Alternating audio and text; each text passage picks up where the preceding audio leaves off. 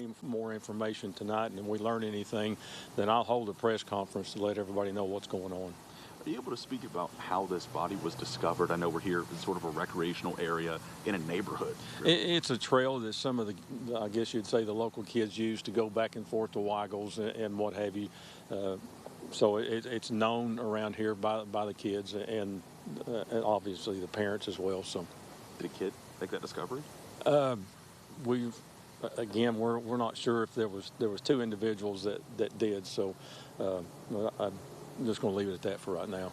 Can you speak to really just sort of the overall oddity of this setting? Really, like I think it's a place that I think a lot of folks feel safe at, and for a discovery like this, I'm sure it's shocking to a lot of people. And I'm sure that it is. Any time that something like this happens, it's going to be shocking, and people are going to start worrying, is it a safe place or not? And obviously, you know, we're saying or at least hoping that it's an isolated incident, but we're going to investigate it until at least until we end up charging somebody, if that's the way it comes out. And again, I know you're investigating this still, early stages. Yeah. Do we believe this is a homicide investigation?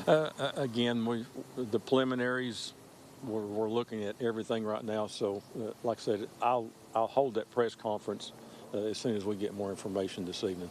And are you able to kind of talk on how the body was found in terms of like where it was in the trail and things like that? It was just in the trail, and like I said, the caller called in and said they found some body on the trail, and obviously that's where it was on the trail. So that's all that we have right now, and in doing the things that we're doing as far as following any leads that we have, those men and women behind me, as you saw all of them back there, this is something we want to make sure that we make a good ending to, is if you can make it a good ending, but at least to the family and let them know that we have closure or what have you. So they're working on it diligently, and we'll continue to do so.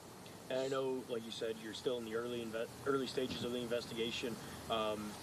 Is there anything the public should be worried about regarding this, or do you believe it's done? I think it's an isolated incident. I don't think the public has anything that they need to be worried about. Obviously, they're going to, but we need to at least rest assured with them that I don't think they have anything to worry about right now.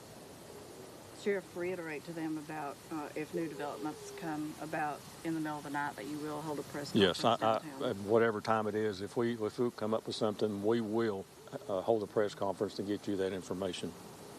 Do you have any sort of leads on a person of interest, if it is that avenue at this point? Not at this point. Thank you, Sheriff. All right. Thank you all.